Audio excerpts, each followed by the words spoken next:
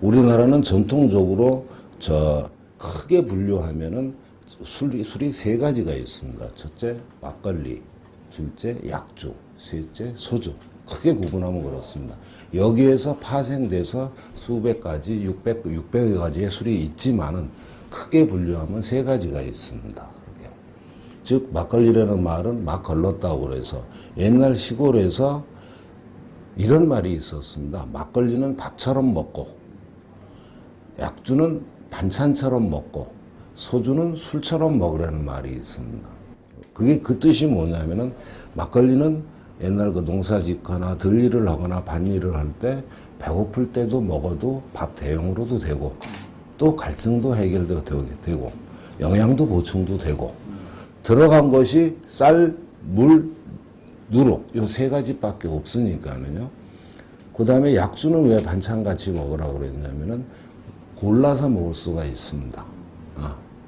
그 다음에 소주는 술처럼 먹으라는 건 소주만큼은 아주 맑게 증류해서 나오는 거기 때문에 굉장히 고급스럽기 때문에 또 알코올 도수도 상당히 높습니다. 그래서 소주는 술처럼 마셔라 그랬고 약주란 유래에 이런 말이 있었습니다. 옛날 그 임금님께서 금주령을 내렸을 때 술은 먹고 싶고 그래서 일반 사대부나 일반 백성들이 임금님한테 환자들에게 약으로 좀 쓸 수 있게 거기는 좀 허락을 해 주십시오 해서 그러면 약으로 대용한다고 해서 약주라는 그런 말도 또 있습니다. 근데 약주는 진짜 잘 먹으면은 보약과 같습니다. 삼해주는요, 막걸리, 약주, 소주를 다 총칭한 거라고 보시면 됩니다. 예. 즉, 소주가 나오기 위해서는 막걸리를 거쳐서 약주를 거쳐서 소주가 나오기 때문에, 예.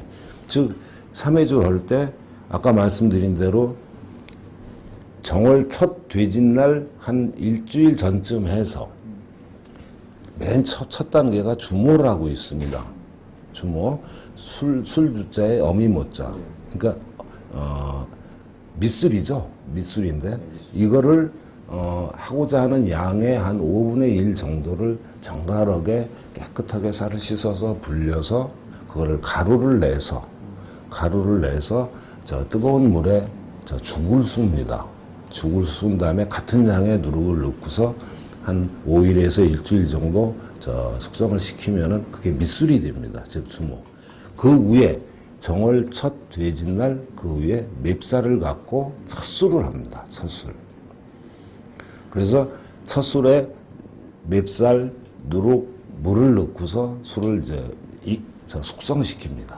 항아리에 넣고서 숙성시킨 다음에 한 달이라는 시간을 참았다가 정확히 36일이겠죠.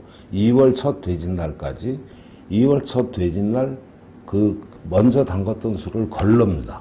걸러서 그 나머지 찌꺼기를 빼낸 그 술에다가 다시 또 찹쌀과 1차 첫술 때는 맵쌀 넣어야 되는데 2차 때는 찹쌀과 누룩과 물은 반으로 줄여서 그렇게 해서 거기에다 덧술을 합니다.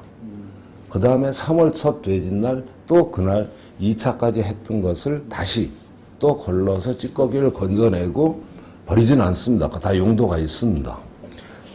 건져내서 그 술에다 다시 또 찹쌀과 누룩과 물을 또 반을 넣고 그렇게 해서 또 한 달을 숙성을 시킵니다. 그렇게 한 후에 4월 첫 돼짓날 개봉해서 가라앉힌 다음에 용수를 박아서 해도 되고요. 가라앉힌 다음에 그 맑은 물을 위에 맑게 뜬 것을 떠내면은 그게 약주고요. 예.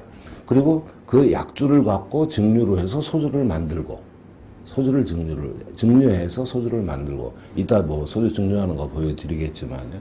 그렇게 하고 약주를 체주로 한 후에 그 밑에 남은 찌꺼기 술에 물을 좀 더 타서 막걸리를 만들어 먹습니다.